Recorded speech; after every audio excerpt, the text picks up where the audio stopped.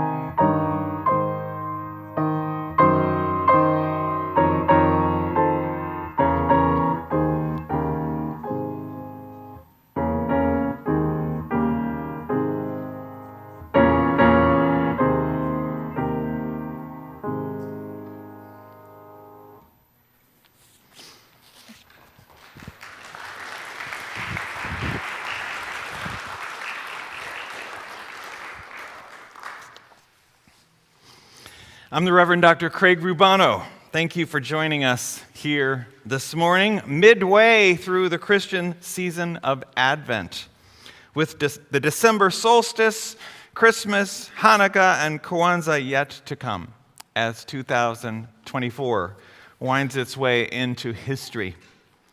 I know, looking at my date book, that my life these next couple of weeks is a jigsaw puzzle of commitments: parties, dinners, concerts, services, theatrical productions, lunches, shopping. And even if you didn't grow up in a Christian household, even if you've never heard of Advent, I'm going to suggest today that the spirit of Advent is one that can help us all this season.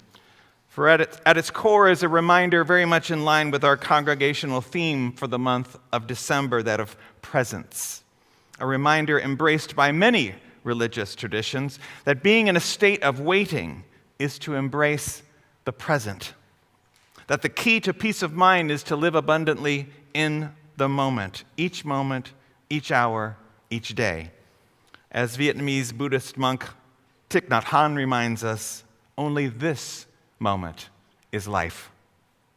Hear now our call to worship, with the word worship understood in its original meaning of a shaping concern for all that is of worth. These are the words of ancient India's greatest poet and playwright, the likely 4th century classical Sanskrit author Kalidasa. Look to this day, for it is life, the very life of life. In its brief course lie all the verities and realities of your existence. The bliss of growth, the glory of action, the splendor of achievement are but experiences of time. For yesterday is but a dream, and tomorrow is only a vision. And today, well lived, makes yesterday a dream of happiness, and every tomorrow a vision of hope. Look well, therefore, to this day. Such is the salutation to the ever-new dawn.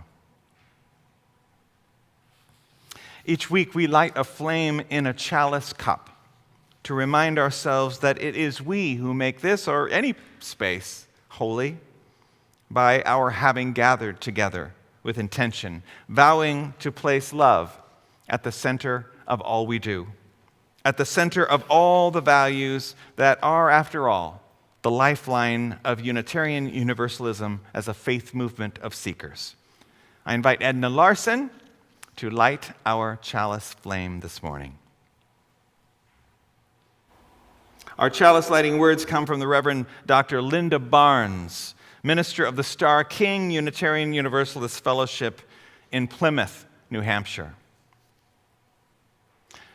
Suspended between all that was and all that might be, we struggle to find this very moment, to live this very moment. Let us sit together for a moment and savor this moment. Let us relish this between time where past meets future. Let us harbor a faith that reminds us that right now, right here, is enough. Thank you, Edna. This is a season of waiting for what is to come, for the birth of a child, for the growing light in the sky, waiting to eat the delicacies of the holidays, the figgy pudding, the latkes. It is a season of longing for meaning, for comfort, for a sense of Emmanuel, a sense that love, that God, that life is with us. I invite us to rise in body and or spirit and sing our opening hymn, number 225 in our hymnals and on the screens, O come, Emmanuel.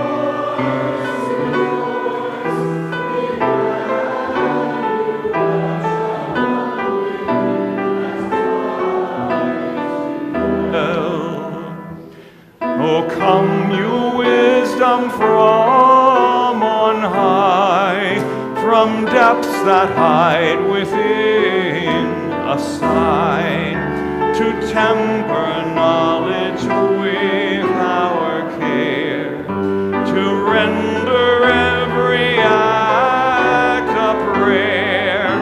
Rejoice, rejoice, Emmanuel shall come within as hope to dwell.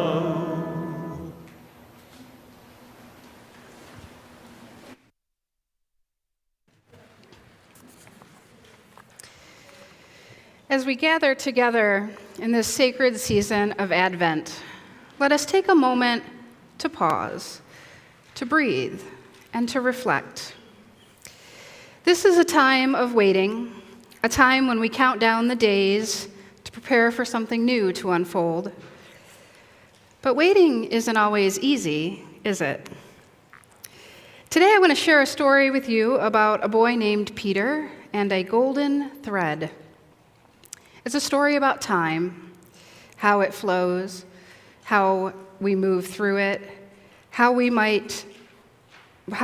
might miss when we try to rush past the present moment. What might happen if we could skip ahead to the good parts of life? Would we grow wiser, or would we lose something precious along the way? Together, let's step into Peter's world and see the wisdom that we can uncover about the gifts of present and the beauty of this moment. So let us begin. Peter was a young boy who could never live in the moment. When he was in school, he dreamed about being outside. When he was outside playing, he dreamed of his summer vacation. Peter constantly daydreamed, never taking time to savor the special moments that filled his days. One morning, Peter was walking in a forest near his home. Feeling tired, he decided to rest on a patch of grass and eventually dozed off. After a few minutes of deep sleep, he heard someone calling his name. "Peter! Peter!" came with a shrill voice from above. As he slowly opened his eyes, he was startled to see a striking woman standing above him. She must have been 100 years old, and her snow-white hair dangled well below her shoulders like a matted blanket of wool. In this woman's wrinkled hand was a magical little ball with a hole in the center, and out of that hole dangled a golden thread. "Peter," she said, "this is the thread of your life. If you pull the thread a little bit, an hour will pass in seconds. If you pull a little harder, whole days will pass in minutes. And if you pull with all your might, months, even years will pass in days." Peter was very excited about this new discovery. "I'd like to have it if I may," he asked. The elderly woman quickly reached down and gave the ball with the magic thread to the young boy. Now, the next day, Peter was sitting in the classroom, feeling restless and bored, and then he remembered his new toy. He pulled just a little bit on the golden thread, and then he quickly found himself playing in his garden. Realizing the power of the magic thread, Peter soon grew tired of being a schoolboy and longed to be a teacher. Not a teacher. Maybe he wanted to be a teacher later, but he longed to be a teenager with all the excitement that that phase of life would bring. So again, he held the ball and he pulled the golden thread. Suddenly, he was a teenager with a very pretty girlfriend named Elise, but Peter still wasn't content. He had never learned to enjoy the moment and to explore the simple wonders of every stage of his life. Instead, he dreamed of being an adult. So again, he pulled hard on the thread, and a few years flew by in an instant. Now he found that he was transformed into a middle-aged adult. Elise was now his wife, and a house full of children surrounded Peter. But Peter noticed something else. His once jet black hair had started to turn gray, and his youthful mother, whom he loved so dearly, had grown old and frail. Yet Peter could still not live in the moment. He had never learned to live in the now. So once again, he pulled the magic thread and he waited for the changes to appear. Peter now found that he was a 90-year-old man. His thick, dark hair had turned white as snow. His beautiful young wife, Elise, she had grown old, and she had passed away a few years earlier. And his wonderful children, they had grown up, and they had led lives, left to leave lives of their own. For the first time in his entire life, Peter realized that he had not taken the time to embrace the wonders of living. He had never gone fishing with his kids or taken a moonlight stroll with Elise. He had never planted a garden or read those wonderful books his mother had loved to read. Instead, he hurried through life, never resting to see all the good along the way. And Peter became very sad at this discovery. So he decided to go out into the forest where he used to walk as a boy to clear his head and to warm his spirit.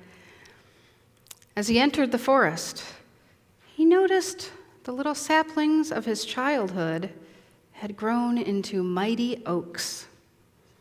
The forest itself had matured into a paradise of nature. He laid down on a small patch of grass, and he fell into a deep slumber.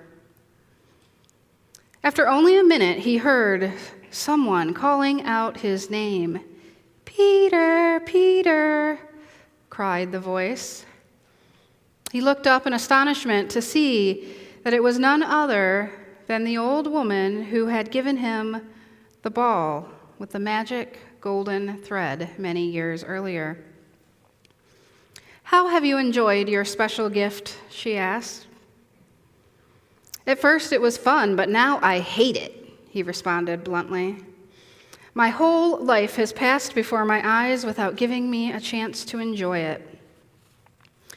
Sure, there would have been sad times, and there would have been joyful times, but I haven't had a chance to experience either. I feel empty inside. I've missed the gift of living. "You are very ungrateful," the old woman said, "but still I will give you one last wish. I'd like to go back to being a schoolboy and live my life over again." He then returned to a deep sleep. Again, he heard someone calling his name, and he opened his eyes, because who could it be this time?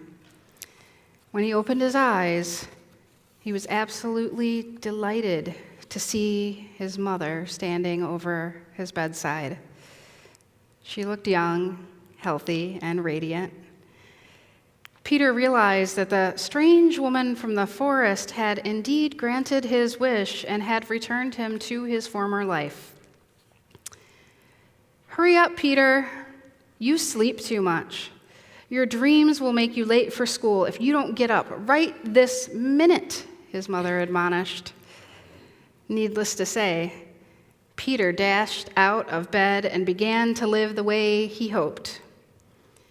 He went on to live a full life, one with many delights and joys and triumphs. But it all started when he stopped sacrificing the present for the future and began to live in the moment. How will you stay present in the moment this holiday season? And so our story ends. And now we'll play or sing Go Now in Peace, and our children will go to their small groups for this morning. We've got some fun stuff planning. We're making latkes, and the youth are down there right now already making Frosty the Snowman cakes. It's a competition. We'll see how these cakes come out. Stay tuned.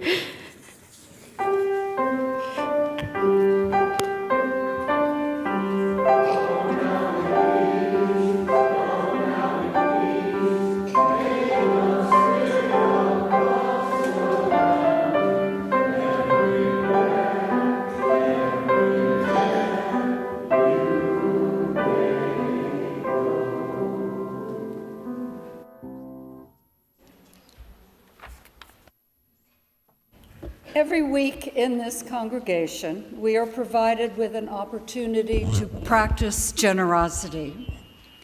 This is your invitation to contribute to the well-being of our congregation and to our social justice partners through the good works of organizations which receive half of the monies collected each month. Our Share the Plate recipient for the month of December is Interfaith Neighbors, which in 2015 inaugurated the Kula Urban Farm. Located in Asbury Park, Kula Farm not only supplies free, fresh produce to neighbors in need, it provides on-site job training, education programs, farm-to-table dinners, and a market where fresh organic produce can be purchased by individuals and restaurants. For those of you present here in the meeting house, the plates will be passed by the ushers. You may also join this time of generosity via text, send your offering by mail, or charge your contribution online with a memo designating an amount to Interfaith Neighbors. Please give generously.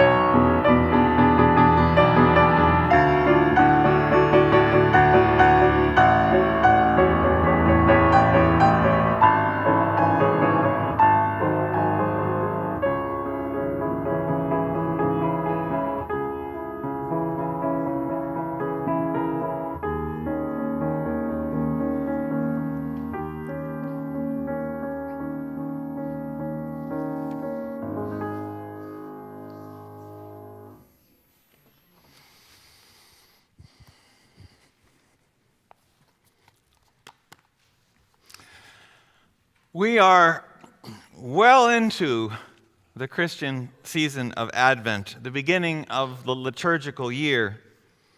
And 4 weeks begin, or we're in the middle of the 4 weeks of a kind of countdown to Christmas, but with hopefully the opposite feeling of an anxiety-producing countdown clock.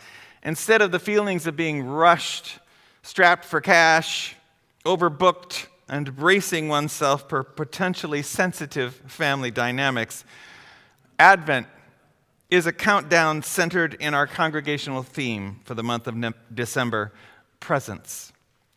We are gifted with the opportunity to slow down and be present to each of the days in the December sequence, savoring the daily chance to be grateful, seizing the ability to live in the moments as they occur. Many of you, like I, will have grown up with some experience of Advent, but probably even more of you may be wondering what it really is. The word Advent comes from the Latin adventus, which literally means the coming, and which therefore taps into the sense that we are living on the cusp of something good. Advent is a time of preparation, weeks leading up to the celebration of Christmas and the birth of something new and wondrous, and more importantly, something also politically subversive, people-affirming, and peacemaking. For the clear historical meaning of Adventus was the formal occasion of a Roman emperor's triumphant entry into a city, particularly after a military victory. Indeed, a mere 20 years before the birth of Jesus of Nazareth, Virgil had written the epic The Aeneid during the reign of Caesar Augustus, in which one of the characters prophesies the birth of Caesar as an adventum, the Caesar child, the offspring of a god, a savior to the Roman people. Caesar was named a divine being and an intercessor between the gods and humankind.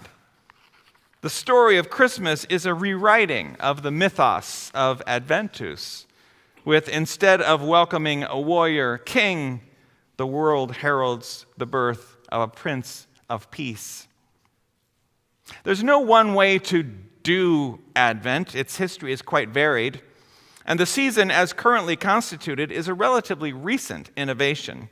These days, Advent begins on the fourth Sunday before Christmas Day, so the exact length of the period varies with the calendar.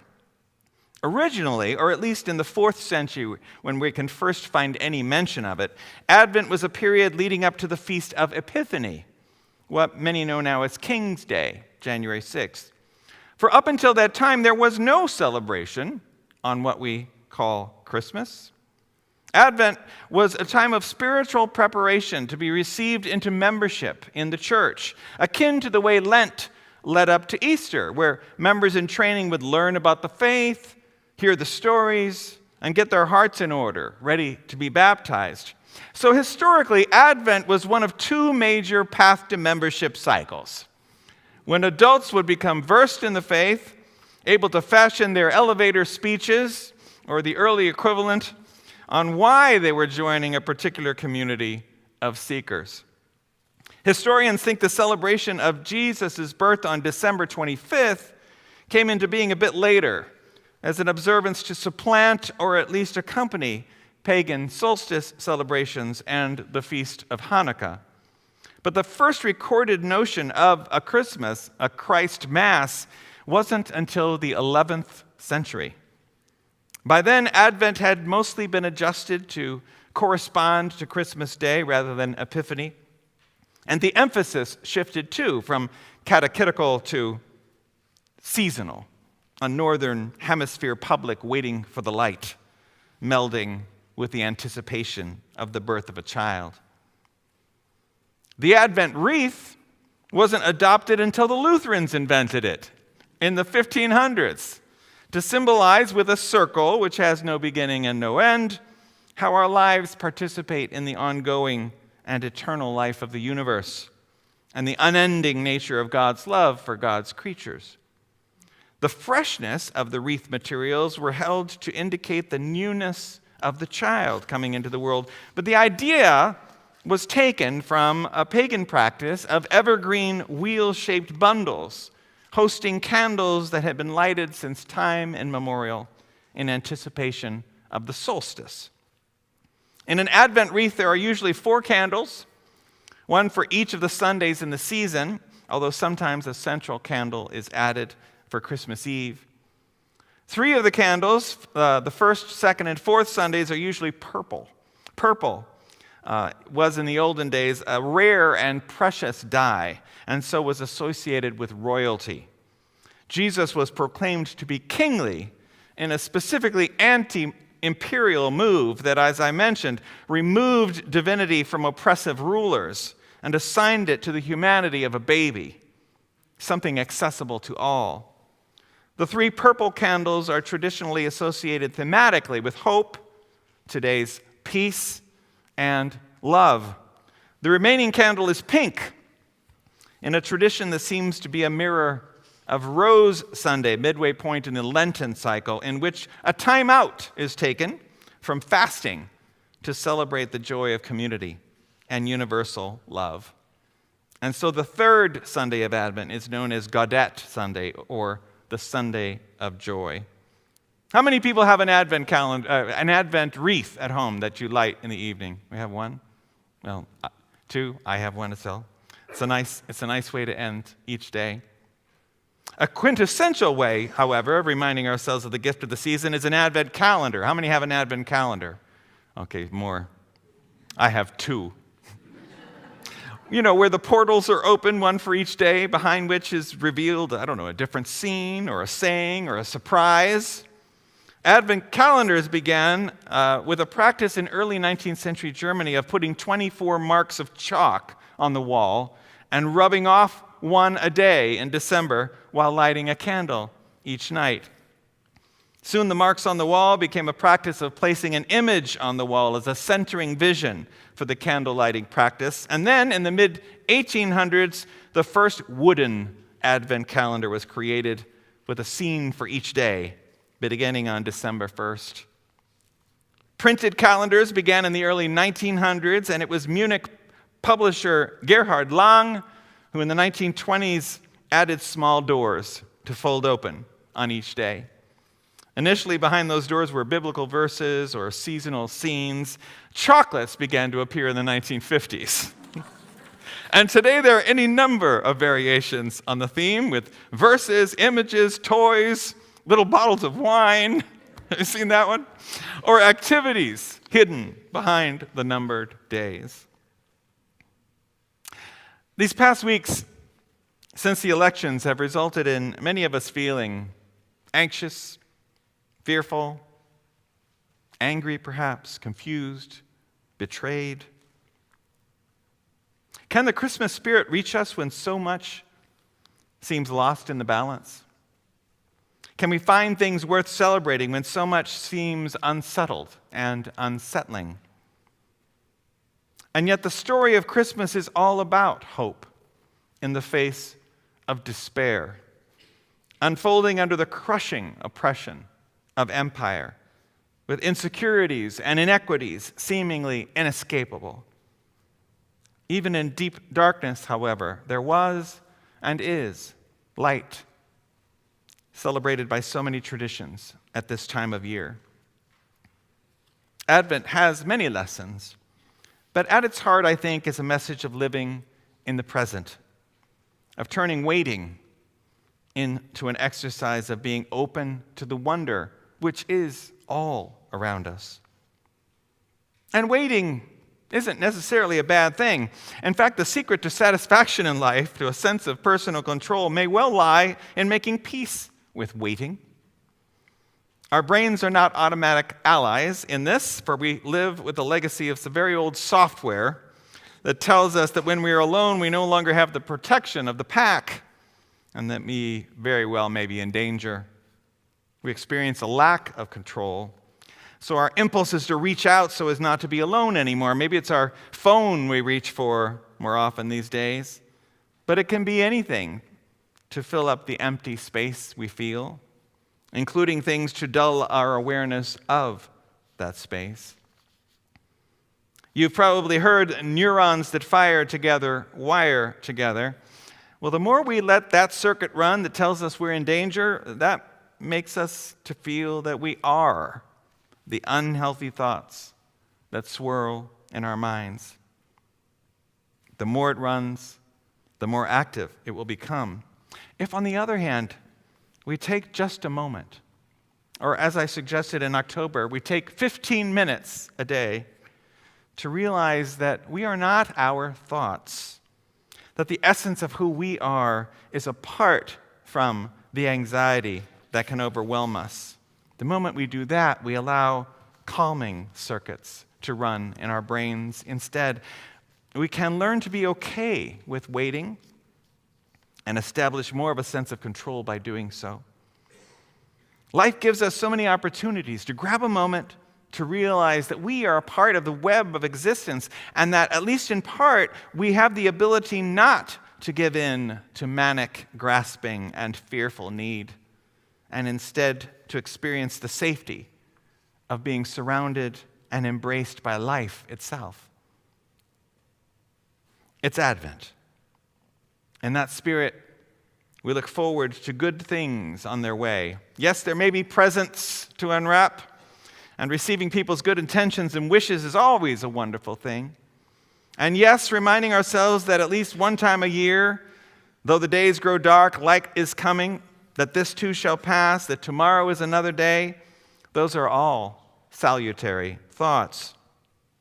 But I also think amidst a flurry of looking forward, Advent gives us a chance to slow down and to understand today as worth celebrating. Today, we can give the gift of companionship or service or love or kindness to another human being. Today, we can direct those gifts to ourselves, to understand more fully that we are loved and lovable, just as we are today. Each of us is part of a world that is significantly changed every day we interact with it. We are connected to everything that surrounds us. So this holiday season, there are wonderful things to remember about times we spent in the past, and there are exciting things to come. But in a very real way that we can do so much to foster, today is what is worth celebrating. May each of us find in this day all the traditional themes of Advent, a reason for hope, a sanctuary of peace, a source of joy, and the presence of a love that always is holding us, if we would only have the awareness to understand that truth. May all the blessings of Advent be ours this day and each day going forward, each last day of 2024 and beyond.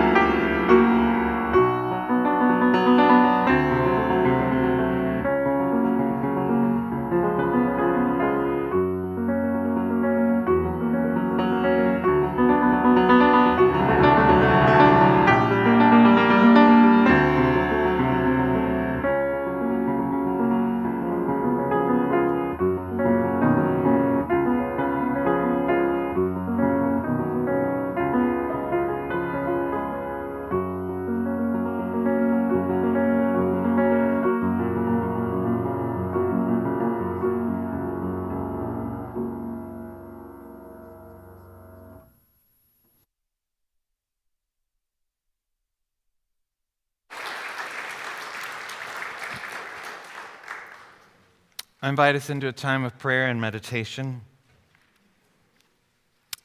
Hear these words written by Elena Westbrook, who has been a member of Community Unitarian Universalist Church in Plano, Texas, for more than 25 years, and a member of their worship team for more than half that time. Let every moment be a prayer. With every sip of tea, let your lips move in thanksgiving. Be fully present to every stroke of the hairbrush, every cup of milk you pour for the children. Be present without judgment or regret, without plans or expectations or even dreams. And then every moment becomes a prayer. Let us hold together these next few moments in silence.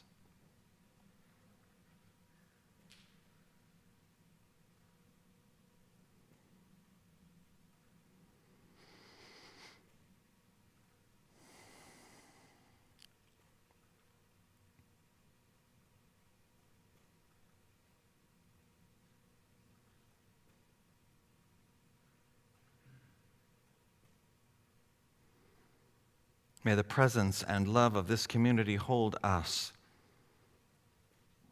as we lift up our joys, our concerns, our love into this beloved space, that each of us might know the kindness that is possible within this circle and beyond. Amen. And invite us to rise in body and our spirit to sing our closing hymn.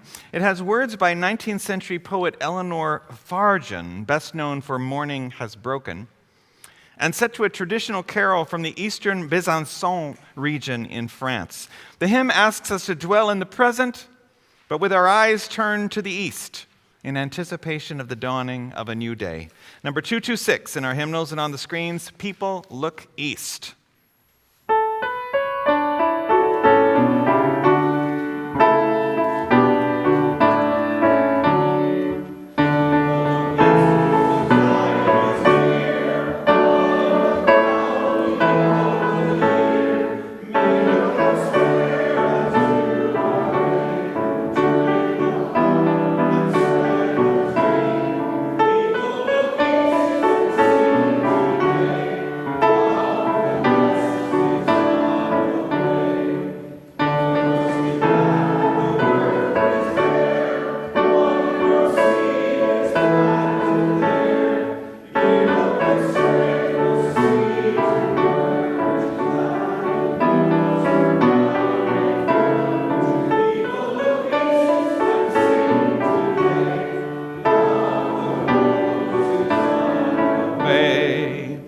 Stars keep the watch when night is dim. One more light the bowl shall brim, shining beyond the frosty weather, bright as sun and moon together. People look east and sing today, love, the star is on the way.